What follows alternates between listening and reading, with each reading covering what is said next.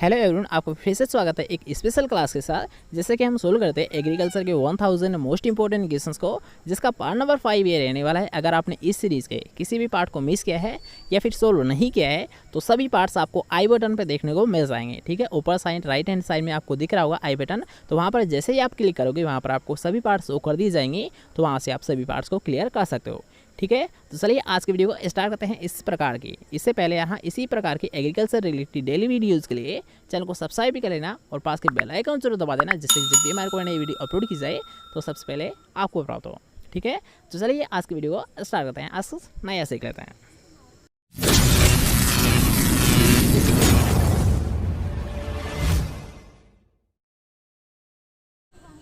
तो हमारा last question था कि दूध को दही में बदलता है, अर्थात किसके द्वारा बदला जाता है दूध को दही में। तो याद रखना, अगर बात करते हैं दूध को जो दही में बदलता है वो बैक्टीरिया कौन सा होता है, वो होता है लैक्टोबैसिलस थर्मोफिलस होता है। कौन सा होता है यार, एक बैक्टीरिया होता है जो कि दूध को दही में कन्वर्ट करने का कार्य होता है। और कौन सा होता है बैक्टीरिया होता है, लैक्टोबैसिलस थर्मोफिलस होता है। इसके साथ साथ एक और पॉइंट आपको ध्यान रखना है जो कि आपके एग्जाम में पूछा जा सकता है कि यहाँ दूध में जो लैक्टोज शर्करा होती है, यहाँ जो लैक्टोज शर्करा होती है दूध में, ये यहाँ दही में कन्वर्ट होने पर लैक्टोज शर्करा भी चेंज हो जाती है। और किस में हो जाती है, यहाँ लैक्टिक अम्ल में चेंज हो जाती है। याद रखिएगा कि जो लैक्टोज शर्करा होती है ये किस में कन्वर्ट हो जाती है, दूध के दही में बदलने पर ये याद रखना लैक्टिक अम्ल में कन्वर्ट हो जाती है।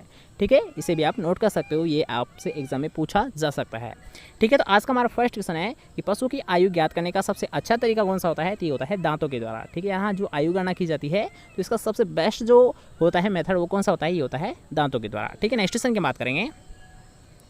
नेक्स्ट क्वेश्चन आप पूछे किस हार्मोन के द्वारा मादा पशु अपना दूध ऊपर चढ़ा लेती है। ठीक है, यहाँ पर आप पूछे दूध ऊपर चढ़ा लेती है, तो ये जो क्रिया की जाती है ऊपर चढ़ाने की, ये किसके द्वारा की जाती है, ये की जाती है एड्रेनलिन हार्मोन के द्वारा की जाती है। याद रखना, जब आप दूध निकालने जाते हो भैंस के पास तो कभी कभी क्या होता है यहाँ वो ऊपर चढ़ा लेती है, तो ये जो क्रिया होती है ये किसके द्वारा करती है, वो एड्रेनलिन हार्मोन के कारण करती है। किसके द्वारा करती है, एड्रेनलिन हार्मोन के कारण करती है। ठीक है, नेक्स्ट क्वेश्चन की बात करेंगे कि बोझ ढोने हेतु गाय की अच्छी नस्ल कौन सी होती है। यार हाँ, बोझा ढोने के लिए अर्थात जो वेट को ज़्यादा कंट्रोल कर सकती है, उसे वो सहन कर सकती है, तो वो कौन सी होती है, अमृत महल होती है। ठीक है, नेक्स्ट क्वेश्चन की बात करेंगे कि दूध की शर्करा कौन सी होती है, तो होती है लैक्टोज होती है। ठीक है, सभी को पता है कि यहाँ दूध की शर्करा कौन सी होती है, लैक्टोज होती है, जो कि दूध के दही में कन्वर्ट होने पर लैक्टिक अम्ल में कन्वर्ट हो जाती है। ठीक है, नेक्स्ट क्वेश्चन की ओर बढ़ते हैं। नेक्स्ट क्वेश्चन आपसे सांड के वीर्य का पीएच कितना होता है, तो ये क्वेश्चन भी आपको जो रिसेंटली आपकी एग्जाम हुई थी तो उसमें ये क्वेश्चन पूछा गया था, इसलिए आपको इसका भी विशेष ध्यान रखना है। कितना होता है, 6.5 होता है। कितना होता है, 6.5 पीएच होता है। नेक्स्ट क्वेश्चन की हम बात करते हैं कि भैंस के किस नस्ल के सिंग हंसियाकार होते हैं। ठीक है, यहाँ पर आपसे पूछा गया है कि हंसियाकार किसके होते हैं, अर्थात जो सिकल सेफ के होते हैं। ठीक है, इंग्लिश में भी आप याद रखिएगा कि आपसे पूछ लिया जाता है कि भैंस की ऐसी कौन सी नस्ल है जिसके जो सिंग होते हैं वो सिकल सेफ या फिर हंसियाकार होते हैं, तो वो कौन सी होती है, यहाँ सूरती होती है। कौन सी होती है, सूरती होती है। और अगर बात करते हैं जलेबी के आकार अर्थात चारों तरफ घूमे रहती है, तो वो किसके होती है, मुर्रा के होते हैं। ठीक है, जलेबी के आकार के किसके होते हैं, मुर्रा भैंस के होते हैं। लेकिन अगर आपसे पूछ लिया जाता है हंसियाकार अर्थात सिकल सेफ के, तो सिकल सेफ के किसके होते हैं, सूरती के होते हैं। ठीक है, याद रहेगा। नेक्स्ट क्वेश्चन की बात करेंगे। अब यहाँ इन दोनों क्वेश्चंस को आपको एक साथ याद रखना है कि गाय और भैंस की नाड़ी गति ज्ञात की जाती है। तो यहाँ अगर बात है गाय और भैंस की, तो इनकी जो नाड़ी गति ज्ञात की जाती है ये की जाती है यहाँ कोक्सीजियल धमनी के द्वारा। या किसके द्वारा की जाती है, कोक्सीजियल धमनी के द्वारा। लेकिन अगर बात है भेड़ और बकरी, तो यहाँ भेड़ और मकरी जो बकरी होती है तो ये नाड़ी ज्ञात की जाती है, ये किसके द्वारा की जाती है, ये की जाती है जुगलर सिरा के द्वारा की जाती है। दोबारा से देख लीजिए, गाय और भैंस की अगर बात की जाती है तो इसकी जो नाड़ी गति ज्ञात की जाती है ये की जाती है कोक्सीजियल नामक धमनी के द्वारा। लेकिन अगर बात करते हैं भेड़ और बकरी में, तो इनकी जो नाड़ी गति ज्ञात की जाती है ये की जाती है जुगलर सिरा के द्वारा की जाती है। ठीक है, याद रहेगा दोनों क्वेश्चन। नेक्स्ट क्वेश्चन की बात करेंगे। नेक्स्ट क्वेश्चन आप पूछते हैं स्ट्रिप कप का परीक्षण किस बीमारी में किया जाता है, तो ये किया जाता है थनैला रोग में किया जाता है। अब यहाँ वेरी वेरी इंपॉर्टेंट क्वेश्चन ये बनता है और कई बार आपसे पूछा भी गया है कि स्ट्रिप कप का परीक्षण किस बीमारी में किया जाता है, तो ये किया जाता है थनैला रोग में किया जाता है। किस में किया जाता है, थनैला, और जिसके सबनेम क्या होते हैं यार, हम मेस्टाइटिस के नाम से भी इसे जाना जाता है। याद रहेगा, मेस्टाइटिस के नाम से भी इसे जाना जाता है। ओके, नेक्स्ट क्वेश्चन की बात करेंगे कि वसा में घुलनशील विटामिन कौन कौन से होते हैं, तो ये होते हैं एडेक होते हैं। अब इसे आप याद रखिएगा कि एडेक कैसे याद रखोगे, एडेक होता है अर्थात ADEK। कैसे याद रखोगे, अगर बात करते हैं जो वसा में घुलनशील होते हैं, तो वसा में कौन कौन से घुलनशील होते हैं, ये होते हैं ADEK। कैसे याद रखोगे, एडेक होते हैं। कौन कौन से होते हैं यहाँ, वसा या फैट में सोल्युबल विटामिन ये होते हैं यहाँ एडेक होता है, मतलब ए, डी, ई और के। और अगर बात करते हैं जो वाटर सोल्यूबल होते हैं विटामिन, तो वो कौन कौन से होते हैं? ये होते हैं बी कॉम्प्लेक्स एंड सी होते हैं। कौन कौन से होते हैं? बी कॉम्प्लेक्स एंड सी होते हैं। ठीक है, याद रहेगा, दोनों को आप एक साथ याद रखिएगा कि अगर आपसे ले ऐसा है कि वाटर सोल्यूबल विटामिन कौन कौन से होते हैं, तो ये होते हैं बी कॉम्प्लेक्स एंड सी होते हैं। और अगर बात करें जो फैट सोल्यूबल विटामिन होते हैं वो कौन कौन से होते हैं? एडेक होते हैं, मतलब ए, डी, ई और के होते हैं। ठीक है, याद रखिएगा। नेक्स्ट क्वेश्चन की बात करते हैं जो कि यहाँ एक वेरी इंपॉर्टेंट क्वेश्चन है और ये आपको एग्जाम में पक्का देखने को मिल सकता है, इसलिए इसका आपको विशेष ध्यान है कि वसा का आपेक्षिक घनत्व कितना होता है, कि फैट का जो आपेक्षिक घनत्व होता है ये कितना होता है? तो ये होता है 0.93 होता है। कितना होता है? 0.93 होता है। ठीक है, नेक्स्ट क्वेश्चन की बात करेंगे कि गाय के दूध का आपेक्षिक घनत्व कितना होता है। तो यहाँ अगर बात करें गाय और भैंस, तो यहाँ थोड़ा जो हल्का कम होता है, ये किसका होता है? गाय के दूध का होता है। और कितना होता है? 1.028 होता है। याद रखिएगा कि अगर आप सुने गाय के दूध का अपेक्षित घनत्व तो ये होता है 1.028 होता है। लेकिन अगर बात करें भैंस का दूध, तो भैंस के दूध का अपेक्षित घनत्व कितना होता है? ये होता है 1.032 होता है। याद रखिएगा, 22 तो किसका होता है?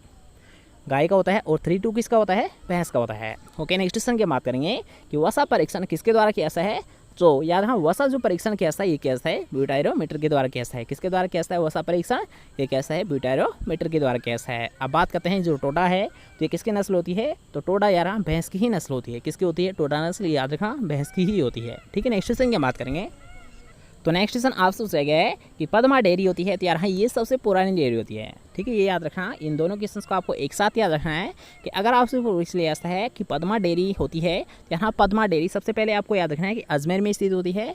कहाँ पर? यहाँ पद्मा डेयरी यार हाँ ये है अजमेर में। और यहाँ सबसे पुरानी डेयरी कौन सी है? यार हाँ पद्मा ही है, जो कि कहाँ पर स्थित है? यहाँ अजमेर में स्थित है। ठीक है, दोनों क्वेश्चन याद रहेंगे। पद्मा डेयरी अजमेर में स्थित है और सबसे पुरानी डेयरी भी पद्मा ही होती है। ओके, नेक्स्ट क्वेश्चन की बात करेंगे कि पशु पोषाहार संस्थान कहाँ पर स्थित है। तो यहाँ पशु पोषाहार संस्थान जामडोली जयपुर में स्थित है। ठीक है, जामडोली जयपुर में एक जगह है जहाँ पर यहाँ पशु पोषाहार संस्थान स्थित है। ठीक है, नेक्स्ट क्वेश्चन की बात करेंगे कि राजस्थान की मेरिनो किसे बोला सा है। तो सभी को पता होगा यार हाँ, एक वेरी इंपॉर्टेंट क्वेश्चन ये बनता है कि राजस्थान की मेरिनो के नाम से किसे जाना सा है। तो ये जाना सा है चोकला नामक भेड़ को जाना सा है। किसे जाना सा है? चोकला नामक भेड़ को बोला सा है। ठीक है, नेक्स्ट क्वेश्चन की बात करेंगे कि नेक्स्ट क्वेश्चन आपसे बताइए पुंगल या फिर पुगल किसकी नस्ल होती है। ठीक है, हाँ पुगल या फिर पुंगल किसकी नस्ल होती है? तो ये होती है भेड़ की होती है। किसकी होती है? भेड़ की होती है। नेक्स्ट क्वेश्चन की बात करेंगे कि अंडे का कवच बना होता है, जो यहाँ हार्ड जो लेयर होती है, हार्ड जो सरफेयर होती है अंडे की, वो किसके द्वारा होती है या फिर किससे मिलकर बनी होती है? जो हार्ड लेयर होती है अंडे की, ये किसके द्वारा बनी होती है? ये आपसे पूछा गया है। तो यहाँ जो अंडे का कवच होता है ये बनकर बना होता है कैल्शियम कार्बोनेट का, अर्थात यहाँ इसका जो सिंबल होता है क्या होता है? CaCO3 होता है। ठीक है, कैल्शियम कार्बोनेट का जो सिंबल होता है जिसके द्वारा यहाँ अंडे का कवच बना होता है, तो उसका सिंबल क्या होता है? CaCO3, मतलब कैल्शियम कार्बोनेट के द्वारा यहाँ अंडे का कवच बना होता है। ठीक है, नेक्स्ट क्वेश्चन की बात करेंगे। उससे पहले अगर आपको वीडियो पसंद आ रही है तो वीडियो कर दें एक लाइक, इस वीडियो कर दें अपने दोस्तों के साथ शेयर, और चैनल को अभी तक सब्सक्राइब नहीं किया है चैनल को लीजिए सब्सक्राइब और पास के बेल आइकन को जरूर दबा देना, जिससे कि जब भी हमारी कोई नई वीडियो अपलोड की जाए तो सबसे पहले आपको प्राप्त हो।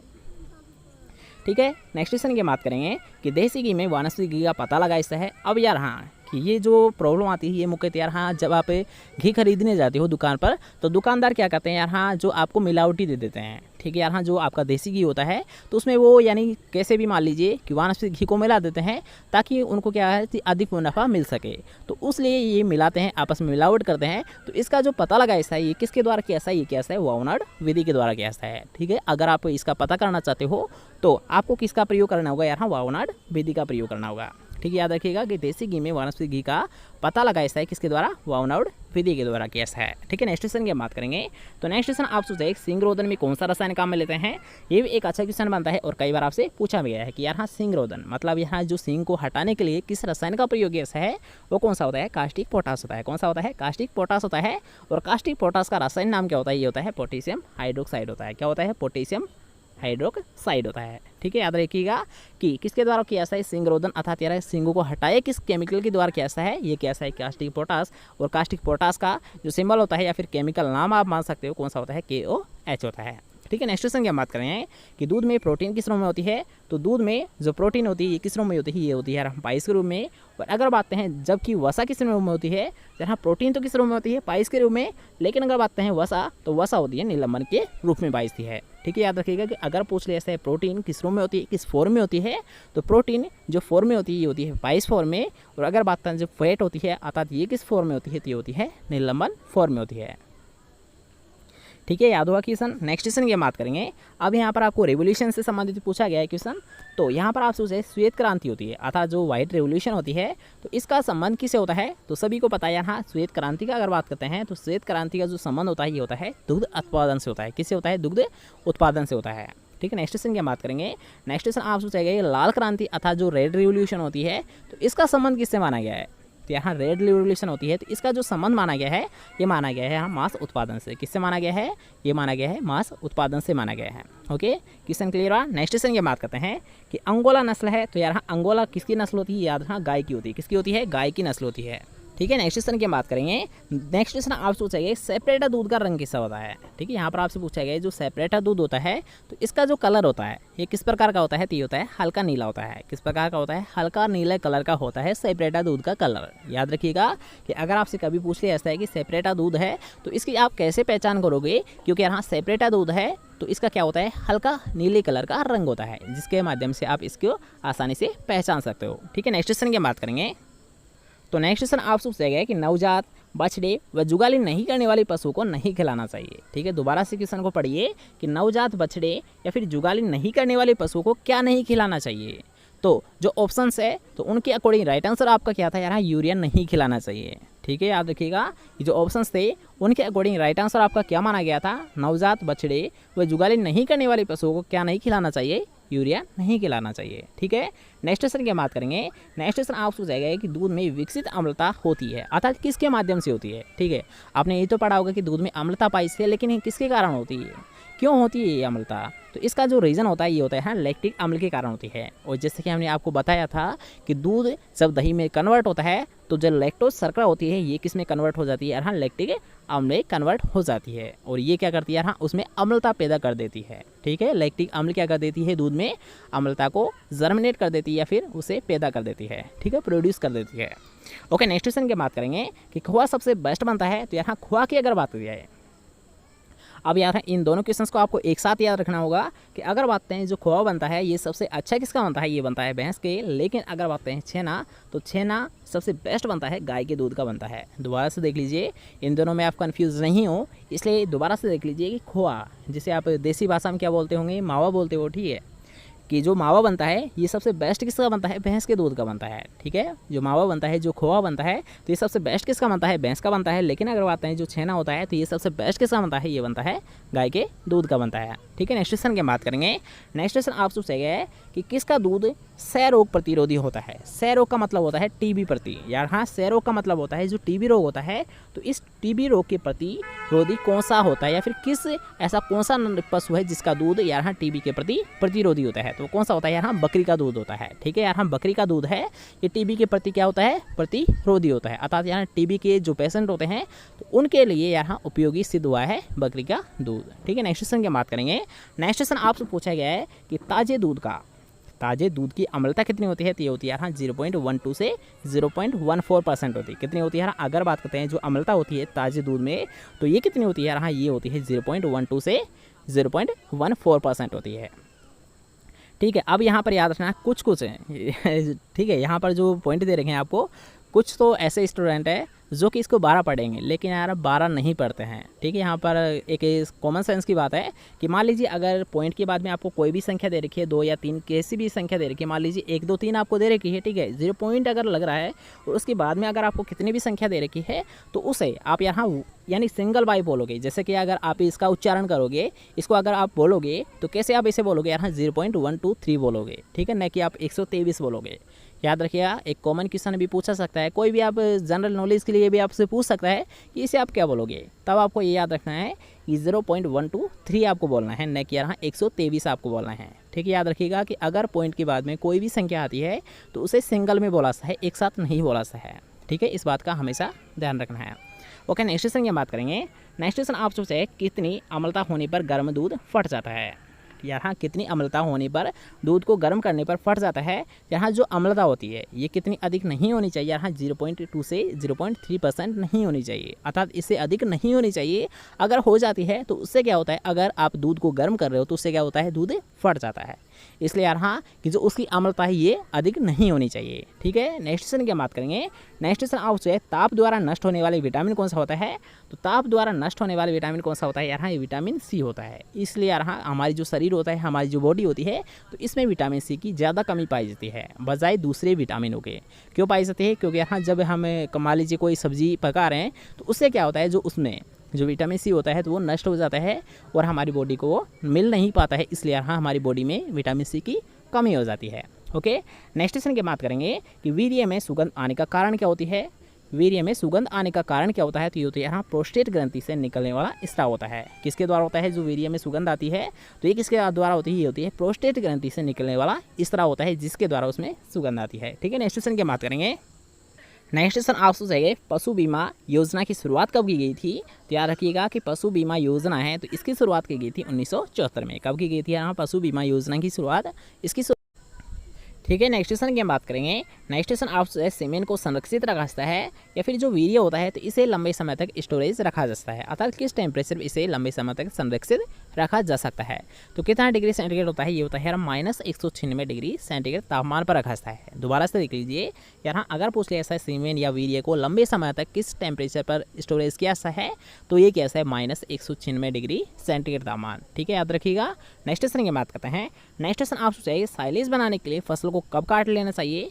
अब याद रखना कि यहाँ पर पूछा है साइलेज के लिए, तो अगर बात करें जो साइलेज के लिए फसल को कब कटाई की जानी चाहिए, तो ये की जाती है यहाँ दूध या अवस्था पर, अर्थात यहाँ मिल्किंग स्टेज पर। ठीक है, याद रखना कि अगर बात करते हैं जो क्रॉप होती है तो इसे मिल्किंग स्टेज पर किसके लिए काटा जाता है या किसके लिए हार्वेस्ट किया जाता है? तो ये कैसा है साइलेज बनाने के लिए। लेकिन अगर बात करें जो है होता है, जैसे कि आप नेक्स्ट क्वेश्चन भी देख सकते हो कि जबकि है बनाने के लिए फसल को यहाँ फ्लोरिंग स्टेज पर काट लेना चाहिए।